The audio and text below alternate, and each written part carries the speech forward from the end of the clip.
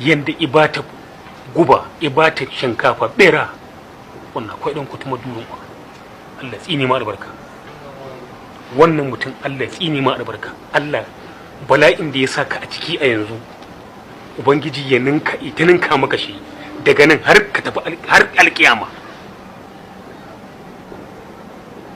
Kana da 'ya'ya kana da iyali amma kullum dan son zuciya to yanzu dan durin uwarka kana shugaban makaranta guda maimakon mu kare kanmu mu bi dokoki mu kare lafiyarmu arewan tuko da kuci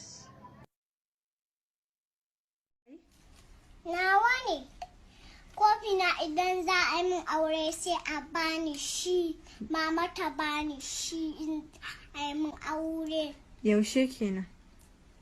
Sai an jima ai za a aure ni. Waye zai aure ki? Baba mana. Ah!